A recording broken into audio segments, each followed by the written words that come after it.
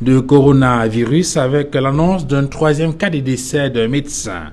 Après le docteur Michel Chouan, adressé aux délégués régionaux de la santé publique, aux responsables de force.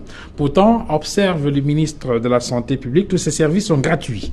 Manaouda Malachi invite dans le même temps les services techniques compétents à lui faire parvenir dans un public contre le personnel soignant accusé d'arnaque.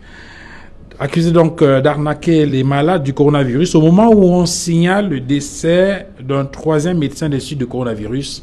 C'est le fait du jour.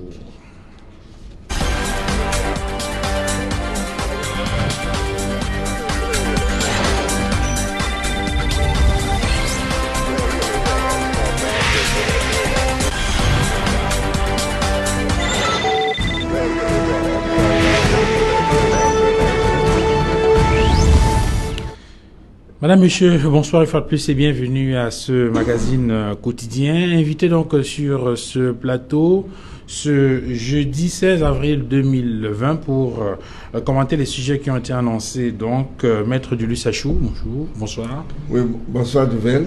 Je suis content d'être là ce soir. Bonsoir mon cher confrère. Bonsoir. Et bonsoir, n'est-ce pas, à vos nouveaux téléspectateurs et spectatrices. Voilà. Maître Julius Sachou, vous êtes avocat au barreau du Cameroun. Vous êtes également homme politique et militant d'IRDPC, le parti au pouvoir. Maître Fidèle Juvissi, bonsoir. Bonsoir Duval. Merci d'être venu. Je vous en prie. Et je salue tous les téléspectateurs de Equinox qui sont davantage nombreux.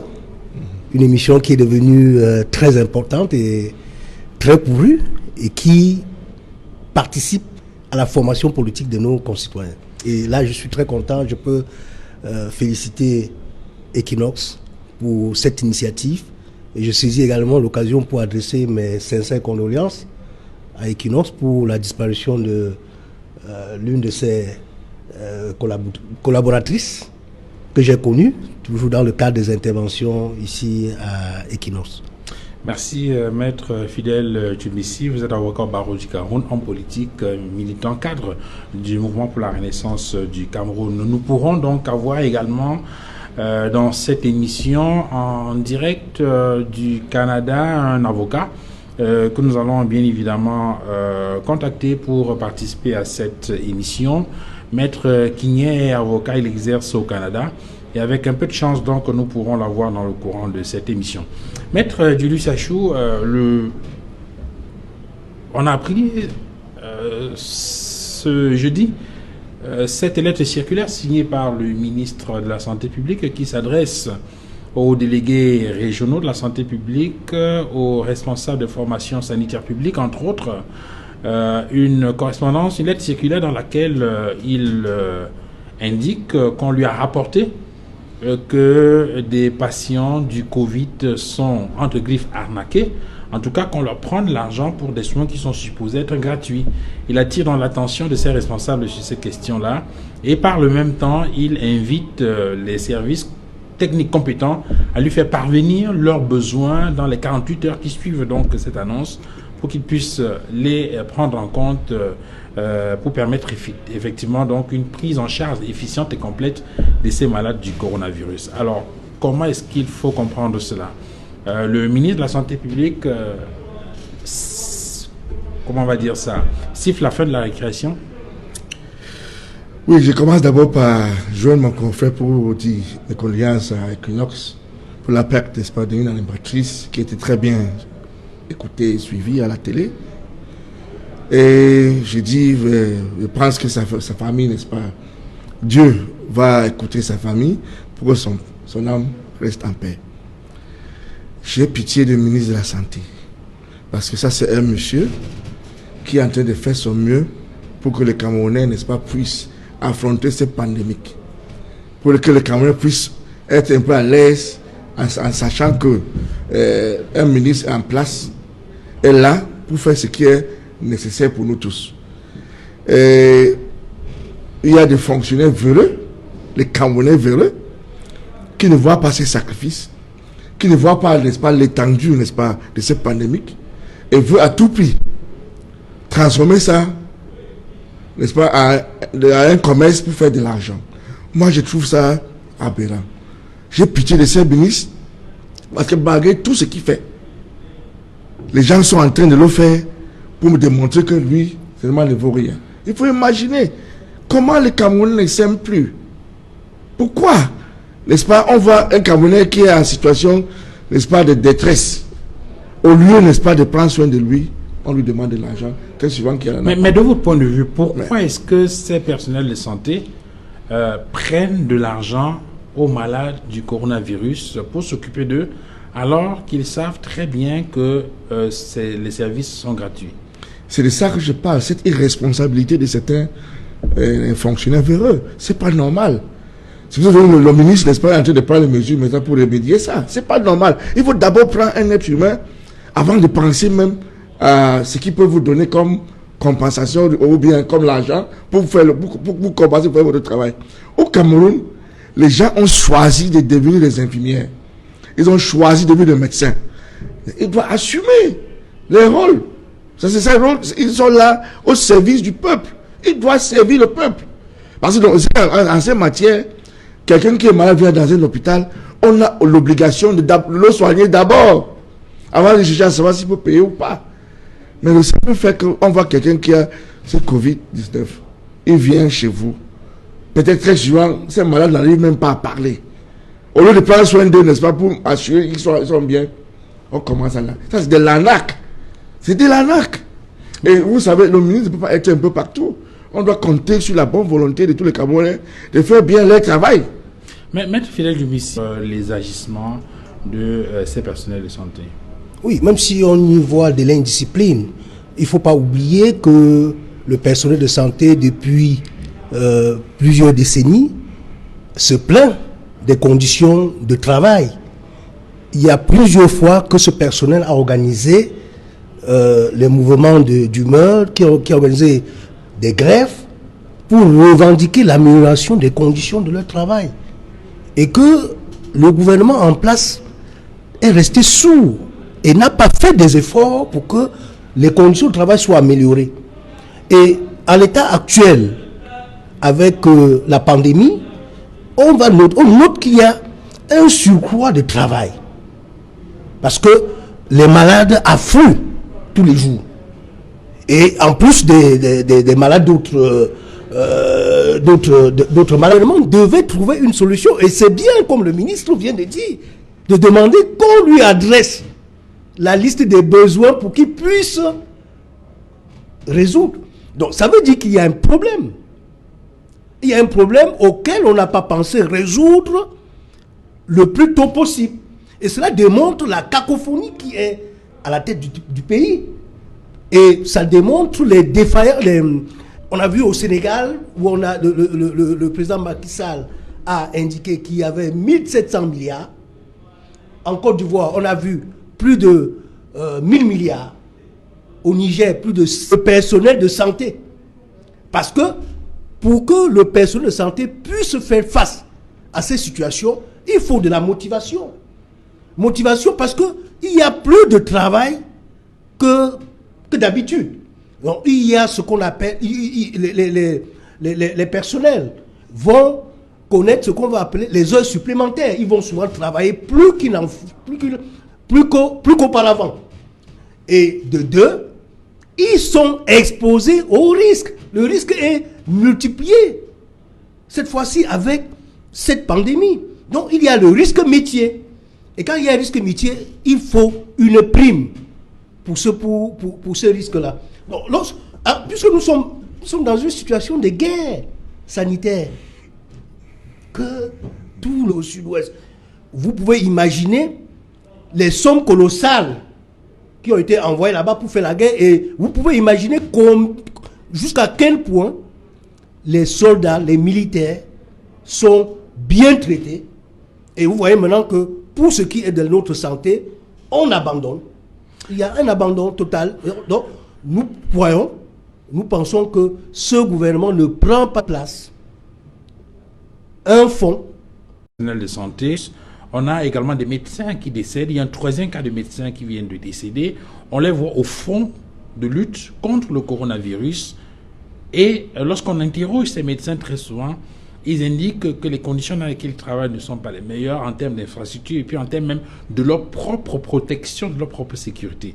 Est-ce que ce ne sont pas ces sujets-là qu'il fallait adresser en premier, s'y intéresser plutôt que de menacer entre guillemets comme le fait le ministre de la Santé publique? Moi, à mon avis, le ministre de la Santé n'a menacé personne. Vous-même, vous avez dit qu'il a demandé que les chefs, les régionaux puissent nous faire parvenir, n'est-ce pas, les besoins. Oui. Vous savez, dans ces métiers, on est noble, comme la médecine. Vous êtes comme un soldat. Là, ils sont comme des soldats. Cela veut dire, lorsqu'il y a une pandémie, les premiers affectés sont eux. Ce sont eux d'abord, ils sont au front. Ils doivent commencer avec des moyens de bord qu'ils ont, en attendant qu'on puisse avoir la possibilité, n'est-ce pas, au fur et à mesure d'améliorer. Parce que, vous pouvez imaginer un pays comme les États-Unis. Vous connaissez combien de médecins sont malades et combien sont morts? Même en Italie, on dit une trentaine en Italie. On dit aux États-Unis, il y a à peu près une centaine malades. Des pays très bien développés. Vous savez, c'est tout à fait possible, n'est-ce pas, que ce qu'ils ont pour travailler avec est très souvent limité. On nous a dit, nous, que bon, nous autres, qui ne sont pas encore malades, marchons avec une masque. Combien de Camerounais en portent? Ici à Douala, si vous marchez en route, vous allez compter sur 100 personnes, il n'y a qu'une vingtaine. C'est pour cette raison que, avec la façon à laquelle, parce que ça c'est une situation qui est nouveau chez nous, ça n'a jamais arrivé. C'est une situation nouvelle. De telle sorte que je suis sûr que ces médecins et les infirmiers ont tendance à aller d'abord toucher, n'est-ce pas, les malades. En disant, ouais, ça va pour des malades. Donc, c'est-à-dire, cette histoire d'abord des émotions au Cameroun. C'est ça qui a causé le fait que certains ces personnels médicaux ont trouvé la mort ou bien ont contracté, n'est-ce pas, ce virus. Moi, je ne veux pas entrer, n'est-ce pas, dans les polémiques pour politiser cette histoire. Il faut d'abord savoir que nous sommes, nous tous, des êtres humains. Peu importe, ce Covid ne connaît pas qui appartient à quel parti politique. On doit seulement mettre la tête ensemble pour trouver une solution. C'est une première fois. C'est la première fois au Cameroun que ça nous arrive. Et comme c'est la première fois, il faut qu'on n'agit pas avec beaucoup de précipitation. Il faut qu'on laisse les gens s'asseoir pour prendre des mesures, n'est-ce pas, qui vont perdurer, n'est-ce pas, même notre vie. Parce que il y aura, ça c'est la première pandémie qui a affecté le Cameroun, il y aura d'autres. Donc on doit commencer à se passer par la vie à partir d'aujourd'hui. Est-ce que vous n'avez pas des appréhensions? Est-ce que vous n'avez pas peur que cette sortie du ministre de la Santé, qui peut être considérée comme une sorte de recadrage, couplée au fait qu'on a des décès, par exemple, au sein du corps médical, est-ce que tout cela ne peut pas contribuer un tout petit peu à démobiliser, à fragiliser le moral de ces populations qui ont besoin d'être solides dans le combat contre le coronavirus? Nous sommes 25 millions de Camerounais. Si 25 millions de Camerounais doivent compter seulement sur la sacralité d'un seul individu, nous sommes tous perdus. Cela veut dire que cette histoire, comme je dis, nous devons se mettre ensemble. Parce que c'est comme la guerre. Lorsqu'il y a une guerre contre le Cameroun, on ne regarde plus qui est qui et qui a fait quoi, qui doit faire quoi. On doit tout faire pour réussir avec le moyen que nous avons. Moi, si le ministre, s'il est l'administrateur de ce ministère, il peut prendre des mesures qu'il impose. Mais on doit commencer d'abord à nous responsabiliser, à chacun à son niveau. Et si on est responsable, nous-mêmes, de ce que nous pensons, je pense que le ministre va seulement venir pour combler le trou. Pas tout le temps, n'est-ce pas, être là pour dire porter le masque. Pas dire aux médecins, avant de toucher le malade, il faut être bien protégé, et ainsi de suite. Peut-être, il n'y a pas d'équipement, c'est sûr, c'est bien, c'est possible. Il n'y en a pas assez. Mais dans ce monde, il y a assez où? Même aux États-Unis, ils sont en train de porter, malgré les capacités, n'est-ce pas, de production. Même en Europe, ils sont en train de le faire. Nous sommes au Cameroun, s'il vous plaît. Il faut qu'on comprenne que les choses ici au Cameroun ont une façon de fonctionner, de telle sorte que nous aussi, nous devons commander à l'extérieur. Si on n'a pas les moyens de le faire, on va faire comment? On doit gérer avec les moyens de bord que nous avons. On ne doit pas se laisser faire parce qu'un ministre doit prendre une décision. Il faut que le Cameroun soit le Cameroun pour nous tous. Maître Fidèle Juvissi, les personnels de santé publique, est-ce que vous avez le sentiment, c'est vrai que vous avez commencé à développer tout à l'heure là-dessus, est-ce que vous avez le sentiment que ces personnels de santé bénéficient d'une protection maximale, de la sécurité nécessaire pour pouvoir mener ce combat contre cette pandémie du coronavirus? Moi, je pense que des informations qui nous viennent des institutions hospitalières font état de ce qu'il n'y a pas suffisamment de matériel même de protection. C'est-à-dire, c'est la raison pour laquelle certains infirmiers, comme vous avez relevé, soient contaminés. Donc, c'est parce que, voyez-vous, le gouvernement n'a pas mis en place des moyens suffisants. Lorsque le Premier ministre, le 17 mars 2020, déclare la guerre contre le coronavirus, il indique que le président de la République a mis à disposition une somme de 1 milliard de francs CFA. Et aujourd'hui, ce n'est pas suffisant pour riposter de façon énergique et efficace. Et c'est pour ça que le personnel de santé ne peut pas avoir le matériel suffisant de protection. Moi, je ne suis pas d'accord avec mon confrère Maître Achou qu'on cite les États-Unis, la France, l'Italie, où il y a eu des morts de personnel médical pour nous déculpabiliser. Non, il ne faut pas. Ce qu'on cherche, ce qu'on veut savoir, quel acte est-ce que le gouvernement a pris dans ce sens? Voilà, c'est en ce point-là que nous critiquons le gouvernement. Quelles sont les actions qu'il a prises pour empêcher qu'il y ait des infirmiers qui soient contaminés, qu'il y ait des médecins qui meurent? Quand les médecins vont mourir, qui va nous soigner? C'est ça le problème. De votre point de vue, ce personnel de santé, à un moment donné, a le sentiment d'être sacrifié. Oui, d'être abandonné. Ils sont sacrifiés. Et c'est pour ça qu'ils meurent. Il y a 3 médecins qui sont morts. Et des infirmiers qui sont contaminés. Donc, peut-être, ce que nous ne souhaitons pas, nous prions que l'hécatombe s'arrête pour que ces médecins s'occupent de nous. Parce que c'est entre leurs mains que nous nous livrons lorsque nous sommes malades. Donc, nous pensons que le gouvernement devrait faire ce qui est nécessaire pour qu'il y ait mutualisation des forces. Parce que au sein du mouvement pour la renaissance du Cameroun, il y a eu cette initiative, Suivre le Cameroun, Cameroun Survive Initiative, où il y a déjà des fonds qui sont collectés et que le même gouvernement a pris sur lui de perturber et d'empêcher que certains de nos compatriotes soucieux de la survie des Camerounais puissent nous venir en aide. 3 jours seulement après le lancement, la cotisation a été ralentie. Alors, il faut que ce gouvernement se réveille, qu'il se retrouve et que nous nous mettions ensemble. Et c'est en cela. Et c'est en cela que le président élu, le professeur Maurice Kamto, a bien dit, dans sa dernière déclaration, je garde la main tendue. C'est pour sauver les Camerounais. Alors, je voudrais rappeler que le ministre de la Santé, le ministre de l'Administration territoriale a indiqué qu'il faut ouvrir une enquête à travers l'Agence nationale d'investigation financière pour enquêter sur les fonds qui ont été collectés par cette association dans le cadre de cette opération. Alors, Maître Julius Achou, est-ce que vous avez commencé à développer tout à l'heure sur ce qu'on peut considérer comme étant les obstacles à l'amélioration de la sécurité du personnel soignant, en faisant notamment allusion aux questions financières.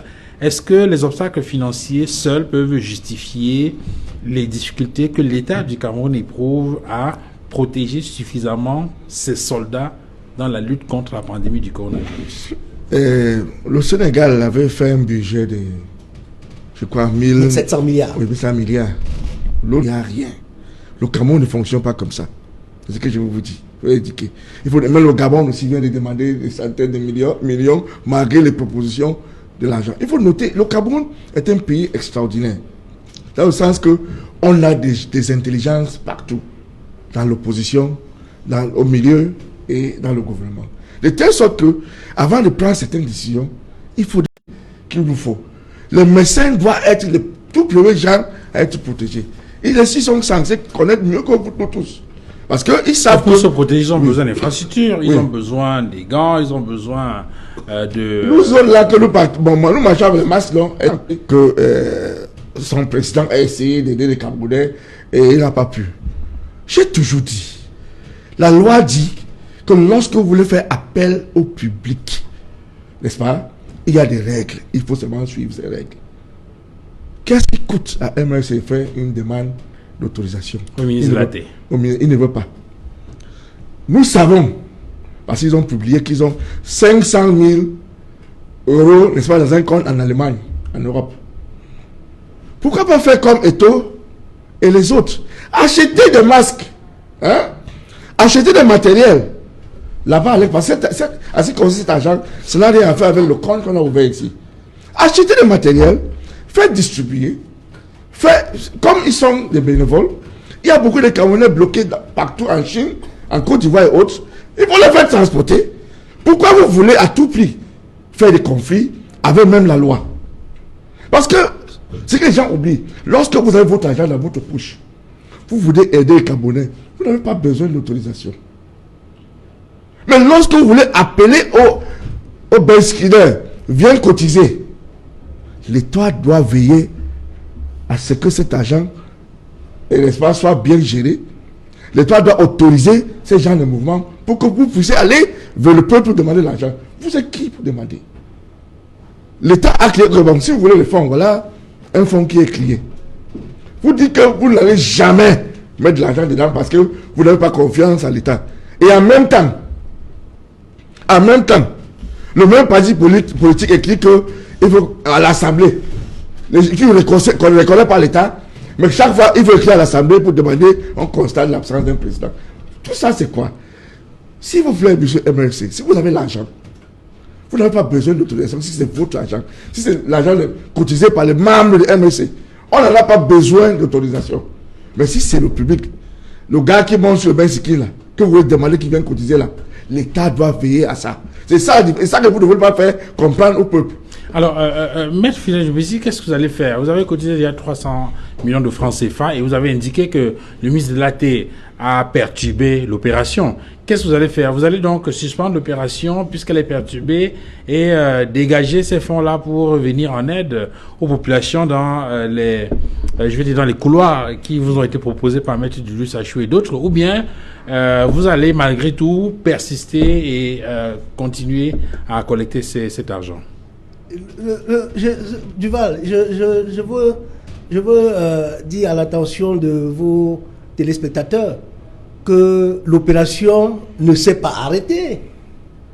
L'opération est perturbée par le ministre de l'AT, mais elle continue, puisque jusqu'à présent, les compatriotes de la diaspora continuent à cotiser.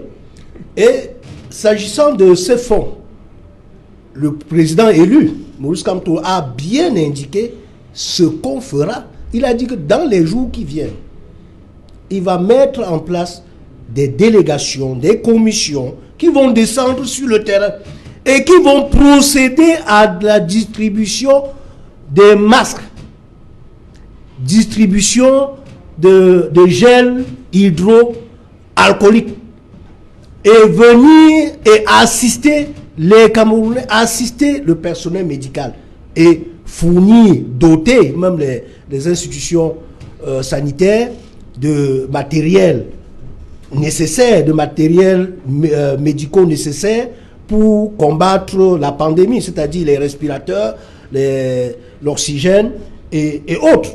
Donc, ces fonds-là seront utilisés pour faire face à cette crise, parce que ça a été... Est-ce qu'il y a un calendrier qui a été indiqué par rapport non, à ça? Parce qu'entre-temps, Maître Djoubesi, il faut quand même noter, hein, les Camerounais meurent, il y a des gens qui ont besoin de soutien. Si ça traîne trop... La logistique est en train de se mettre en place. Et comme vous savez, les fonds sont logés à l'extérieur. Et avec tous les manœuvres d'empêchement à ce que nous puissions arriver à notre objectif, vous pouvez imaginer quelle est notre difficulté. Et maintenant, il faut que nous surmontions ces difficultés-là pour arriver à cette fin, et nous allons le faire.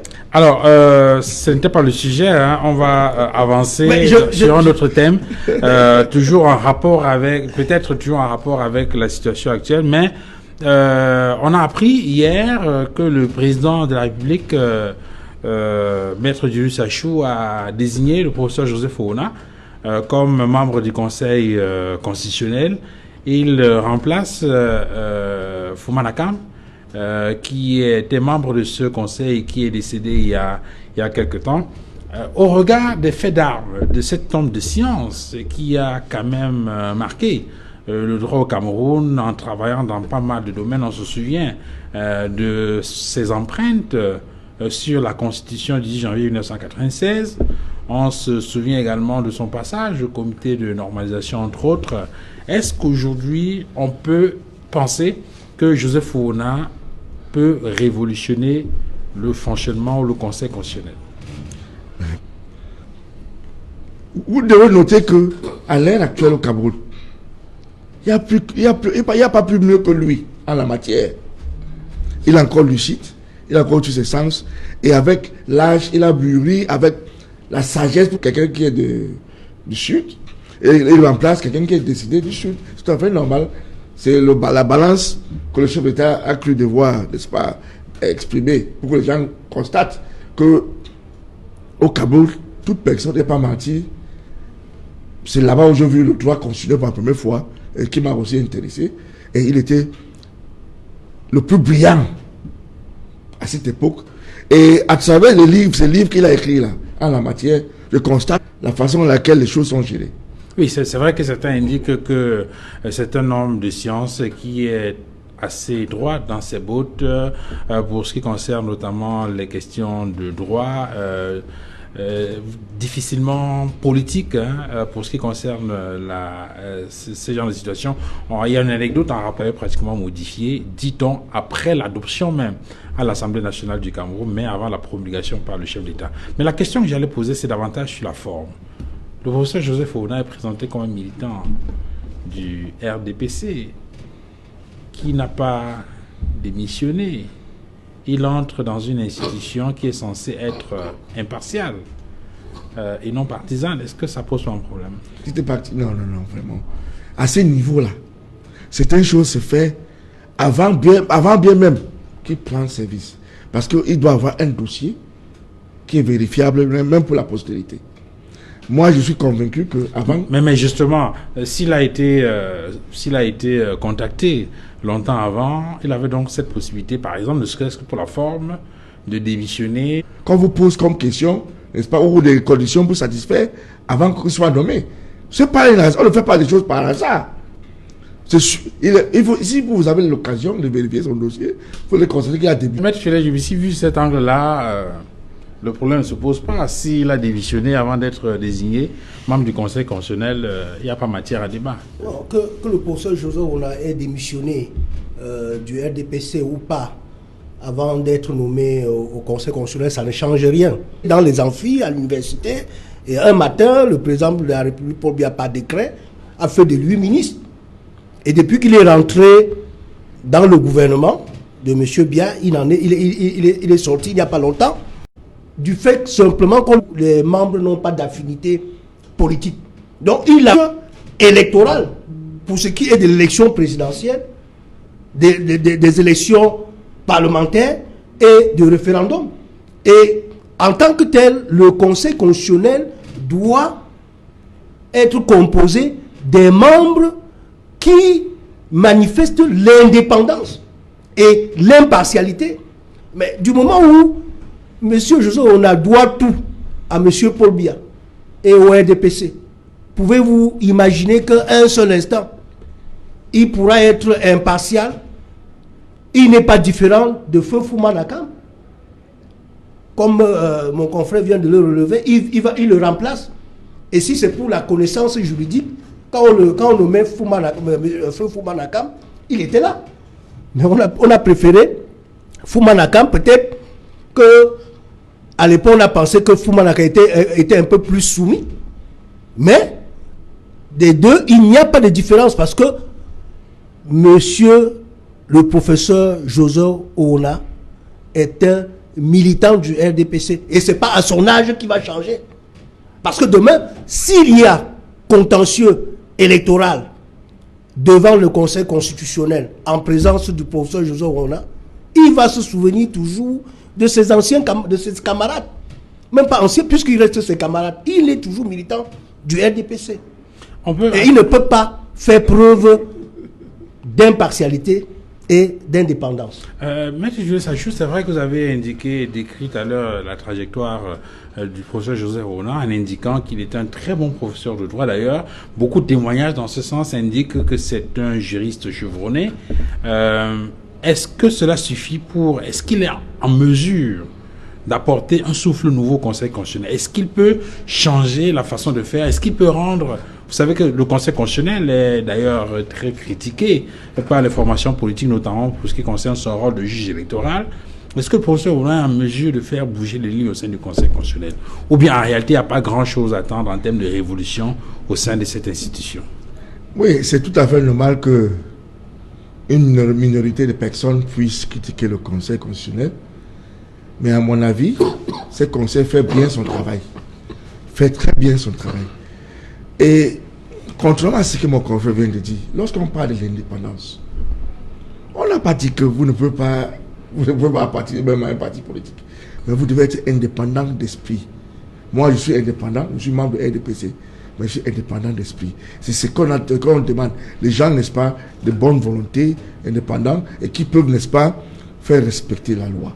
Un point, un trait. Le reste là, vraiment, quand on pense de ses souvenirs, on pense de ce qu'il va penser dans sa tête, ce n'est pas important. Il est un être humain comme vous et moi. Il veut que je suive sa logique en disant que son président est toujours membre de RDPC. Il se souvient qu'il a fait 7 ans dans le gouvernement RDPC. Mais dis donc, on le laisse, on ne parle pas de ça. Il ne faut pas faire des choses, n'est-ce pas? Lorsque vous rétorquez ça, ça devient un problème parce que vous aimez tous les conflits. Vous savez, nous tous, nous sommes des Camerounais.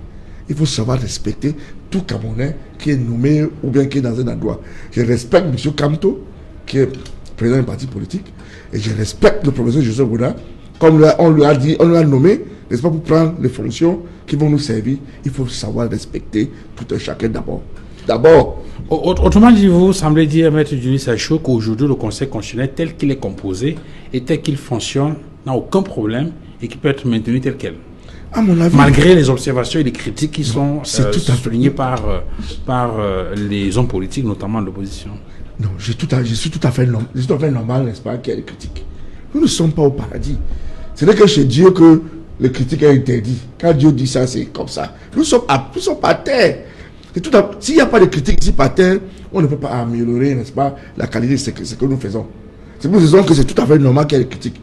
Mais lorsque vous faites des critiques, il y a des gens qui doivent décider. Il faut savoir respecter ce qu'ils décident. Nous tous, nous ne pouvons pas décider à la fois. Il doit y avoir des gens spéciaux qui décident en notre lieu et place. Et lorsqu'ils prennent les décisions, il faut comprendre qu'ils ont pris, la vie continue. Maître Fidèle Djoubissi, peut-être qu'il faut revenir un tout petit peu sur l'intérêt et l'importance même de cette institution, peut-être pour que cela permette de bien comprendre les enjeux. Le Conseil constitutionnel, vous l'avez indiqué tout à l'heure, est présenté comme le juge électoral au Cameroun. Il faut également indiquer que la première mission du Conseil constitutionnel est de veiller sur le statut sur la constitutionnalité des lois qui sont adoptées par le Parlement. Mais entre autres éléments également, il faut observer que c'est le Conseil constitutionnel qui constate la vacance de poste à la présidence de la République. C'est-à-dire que si le président de la République décède ou démissionne de ses fonctions ou se trouve dans une situation d'empêchement définitif et qu'il ne permet plus d'exercer ses fonctions, eh bien, la vacance est constatée par le Conseil constitutionnel. Je crois que c'est bien cela. C'est exact. Il faut rappeler, Duval, que le Conseil constitutionnel a plusieurs missions, comme vous avez relevé. Le contrôle de constitutionnalité des lois et des traités, des accords internationaux. Et également le contrôle de la conformité des règlements intérieurs du Sénat et de l'Assemblée nationale. Et également, le Conseil constitutionnel doit régler les conflits qui peuvent exister entre différentes institutions de l'État ou entre les institutions de l'État et des régions ou entre régions. Ça, c'est des missions objectives du Conseil constitutionnel. Dans tous les pays du monde. Dans la plupart des pays. Dans la plupart des pays, disons, qui ont pour modèle la Constitution française. Vous avez semblé indiquer tout à l'heure qu'il y a une mission du Conseil constitutionnel qui en réalité ne devrait pas lui être attribuée, notamment la question du rôle du juge électoral. Oui, parce que... Et c'est justement à ce niveau que se situe la pomme de discorde entre les formations politiques dans notre pays. Non, c'est que le régime RDPC a organisé la confiscation du pouvoir. A organisé pour qu'il n'y ait pas une chance pour l'alternance. Et que ils continuent toujours à conserver le pouvoir. C'est pour ça qu'ils ont confié au Conseil constitutionnel le rôle du juge électoral. Parce que c'est le Conseil constitutionnel qui proclame les résultats de l'élection présidentielle, les élections et les élections parlementaires. Et les consultations référendaires, je crois. Et des consultations référendaires. Et de ce point de vue, lorsque les conseillers ne sont pas indépendants, il n'y a pas de chance que les résultats proclamés soient sortis des urnes. Donc, parce qu'à ce moment, c'est l'arbitre. Et l'arbitre qui est en même temps qui fait partie du jeu. L'arbitre qui est partial ne peut pas donner des bons résultats. Maître Julius Ajou, il y a ce problème, parce que tout à l'heure vous avez indiqué que pour vous, le Conseil constitutionnel, il fonctionne de façon optimale. Mais il y a cette observation que les formations politiques font tout le temps, notamment sur son rôle de juge électoral, en indiquant que, en principe, ce rôle devait être dévolu à une autre institution. On le voit sous d'autres cieux, c'est comment on appelle ça, la commission électorale indépendante dans notre pays. Est-ce que on ne pourrait pas faire cette césure-là pour ne serait-ce que contenter ces formations politiques et peut-être améliorer l'équité dans le jeu électoral? C'est bien possible d'améliorer ou de changer ou bien de prendre, pour que ça se prenne une autre forme. Mais il faut noter que tous les textes en la matière, ces matières ont été confectionnés quand son président était aux affaires. Quand son président était aux affaires. Et de surcroît ministre délégué à la justice. Voilà. Il faut noter, c'est aussi un professeur bien respecté. Et lorsque la loi est votée à l'Assemblée, elle est promulguée par le président. Il n'y a pas de contestation. N'est-ce pas? Ça devient la loi. N'en déplaise. N'en déplaise. Si vous estimez que la loi est mauvaise, je sais que mon confrère connaît ce qu'il faut faire. Il faut tout faire pour se battre pendant les élections, n'est-ce pas, pour occuper l'Assemblée. Mais lorsque les gens, n'est-ce pas, qui refusent de participer aux élections, n'est-ce pas, veulent demander qu'on améliore, ils viennent à mon deux vision pour le faire.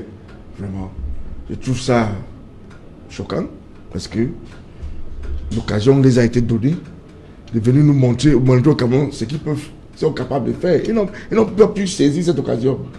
Maintenant, ils disent que c'est mauvais. Bon, c'est mauvais.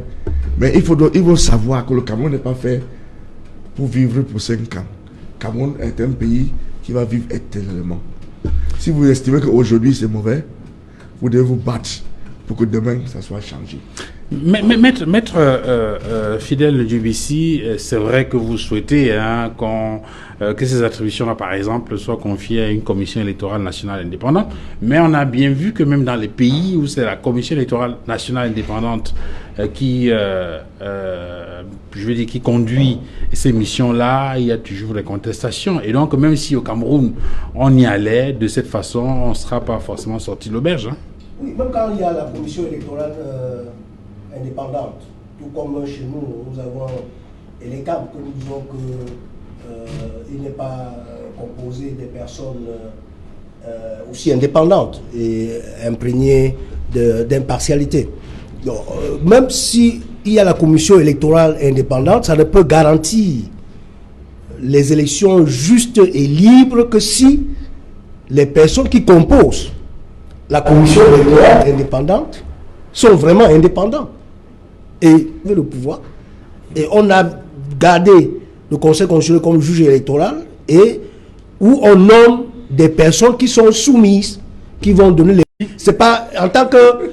Bonsoir aux nombreux téléspectateurs d'Equinox Télévision. Alors, quel est le menu 20... Le chef de l'État, Paul Biya, a reçu ce jour en audience l'ambassadeur de France au Cameroun, Christophe Guilou. Et nous parlerons également, ou nous présenterons les nouvelles décisions du chef de l'État dans le cadre de la lutte contre le Covid-19.